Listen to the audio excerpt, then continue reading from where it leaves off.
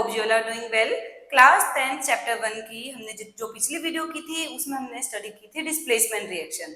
आज की वीडियो में हम करेंगे डबल डिस्प्लेसमेंट रिएक्शन। नाम से पता चल रहा है डबल डिस्प्लेसमेंट, दो बार डिस्प्लेसमेंट हो रही है।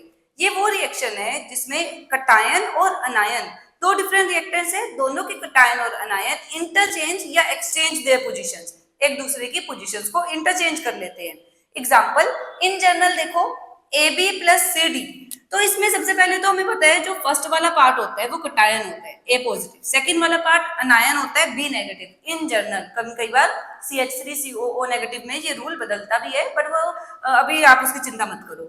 AB A positive B negative, CD में C पॉजिटिव D नेगेटिव। ये वाला कटायन दूसरे वाले मॉलिक्यूल के अनायन के साथ कंपाउंड बनाएगा, A पॉजिटिव D नेगेटिव के साथ कंपाउंड बनाएगा तो बन गया AD।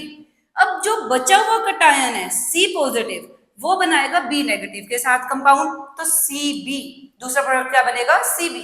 इन जनरल ये रिएक्शन होगी। अब ये ध्यान रखना, पेपर में अगर आपको ये जनरल रिएक्शन लिख कर आती है AB plus CD to give AD plus CB, which type of reaction is this.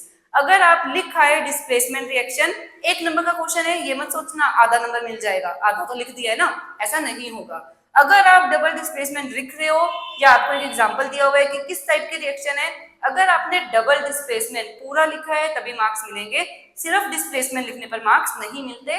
उस वक्त आप ये नहीं कहोगे कि हमने डिस्प्लेसमेंट वर्ड लिखा था तो हमें आधे नंबर मिलने चाहिए, नहीं मिलते मार्क्स, ठीक है।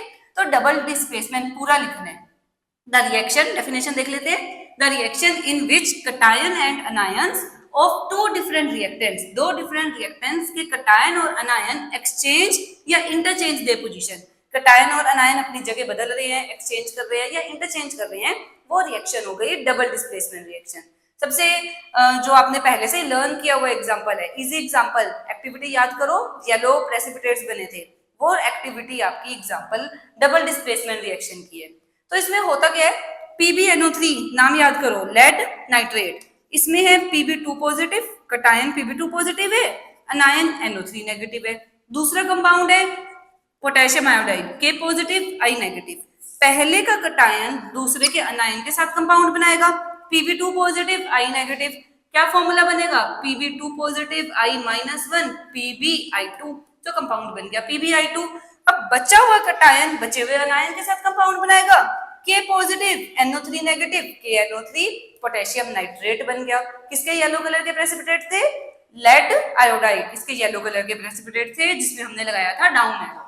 तो ये एक ऐसा रिएक्शन है, ये जो एग्जांपल है ना, ये याद रखना, ये ऐसे रिएक्शन है which is double displacement as well as precipitation reaction. Last 3 साल पहले क्वेश्चन आया हुआ था, give an example in which give an example of double displacement reaction which is also precipitation reaction। Double displacement reaction लिखो जो precipitation reaction भी है। तो इसमें आप ये वाला एक एग्जांपल लिख सकते हो। एक और एग्जांपल बता देती हूँ जिसमें हमारे पास बेरियम सल्फेट बनते हैं, तो उसके लिए एग्जांपल है बेरियम क्लोराइड। बेरियम क्लोराइड का फॉर्मूला होता है BaCl2। BaCl2 कैसे बनेगा, barium Ba valency 2 positive, barium की वैलेंसी 2 पॉजिटिव, Cl क्लोरीन की नेगेटिव -1, BaCl2, इसके अंदर ऐड करा Na2SO4। Na2SO4 is sodium sulphate, Na+1 SO4 sulphate -2, criss cross करने पर Na2SO4 बना।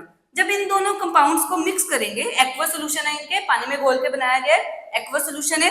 जब ये दोनों सोल्यूशंस मिक्स किए, बेरियम जाएगा सल्फेट के साथ, Ba2 पॉजिटिव SO4 2 नेगेटिव, पहले का कटायन पहले के अनायन के साथ 2 से 2 कैंसिल, BaSO4। इसके होते हैं व्हाइट कलर के प्रेसिपिटेट्स, ये सेटल डाउन हो जाता है, व्हाइट कलर का कंपाउंड होता है, BaSO4 is white in colour. Plus क्या बचा, एक तो सोडियम बचा, एक क्लोरीन बचा, Na+1 Cl-1 sodium chloride NaCl is formed. So ये भी एक ऐसी रिएक्शन है which is double displacement as well as precipitation reaction. अब प्रेसिपिटेशन रिएक्शन की डेफिनेशन कर लेते हैं। सो अब प्रेसिपिटेशन रिएक्शन की डेफिनेशन क्या बनेगी, द रिएक्शन इन विच 2 और मोर एक्वस सॉल्यूशंस, वर्ड ध्यान रखना एक्वस मतलब पानी में घोलकर बनाया गया है। जब aqueous solutions of compound react together, aqueous solution mix कर रहे हैं, रिएक्ट कर रहे हैं और इनसॉल्युबल कंपाउंड प्रेसिपिटेट फॉर्म कर रहे हैं, ऐसे रिएक्शन को प्रेसिपिटेशन रिएक्शन बोलते हैं। हमने 2 एग्जांपल कर लिए, दोनों एग्जाम्पल ऐसे एग्जाम्पल है जो प्रेसिपिटेशन रिएक्शन में भी आ जाएंगे और डबल डिस्प्लेसमेंट रिएक्शन में भी आ जाएंगे। तो क्वेश्चन मैंने आपको पहले बताया, एक बार आया हुआ था, give example of reaction which is precipitation as well as double displacement. अब जो नेक्स्ट टाइप की रिएक्शन है वो है न्यूट्रलाइजेशन रिएक्शन। इंपॉर्टेंट है, कई बार आप चैप्टर में केमिस्ट्री में ये रिएक्शन बार बार देखोगे, वर्ड न्यूट्रलाइजेशन रिएक्शन बार बार सुनोगे। याद रखना, न्यूट्रलाइजेशन रिएक्शन वो रिएक्शन है जिसमें एसिड और बेस कंबाइन करके सोल्ट और वाटर बनाते हैं। तो the reaction in which acid reacts with base to form salt and water, acid और बेस की रिएक्शन होगी, सोल्ट वाटर बनेगा, न्यूट्रलाइजेशन रिएक्शन बोलते हैं। एग्जाम्पल, एसिड का एग्जाम्पल लिया हाइड्रोक्लोरिक एसिड HCl। जितने भी एसिड होते हैं ना, सब में H पॉजिटिव आयन मोस्टली, जितने आपके सिलेबस में है आपको H पॉजिटिव दिखेगा।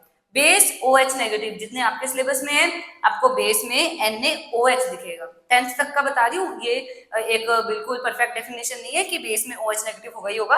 हायर क्लास में अगर साइंस पढ़ोगे तो इसके बारे में और भी पढ़ोगे। सो acid HCl, base sodium hydroxide NaOH लिया, क्या फॉर्म प्रोडक्ट होगा, क्या प्रोडक्ट फॉर्म होगा Na, इसका कटायन इसके अनायन के साथ जाएगा, होने इसमें भी डबल डिस्प्लेसमेंट ही है। तो न्यूट्रलाइजेशन रिएक्शन में भी क्वेश्चन एक बार आया था, उसी क्वेश्चन का बी पार्ट था, ऐसे रिएक्शन बताओ जो डबल डिस्प्लेसमेंट भी है और न्यूट्रलाइजेशन रिएक्शन भी है। तो होने इसमें भी डबल डिस्प्लेसमेंट है, इसका कटायन दूसरे वाले के अनायन के साथ जाएगा। Na और Cl, sodium chloride NaCl, salt, common salt बन गया, टेबल सोल्ट जो खाते हैं नमक, प्लस क्या बचा, इधर से H पॉजिटिव बचा, इधर से OH नेगेटिव बचा, तो जिसने कंबाइन करके वाटर बना दिया H2O। तो neutralisation reaction, reaction in which acid reacts with base to form salt and water, सबसे ज्यादा यूज होने वाला एग्जांपल भी याद रख लो।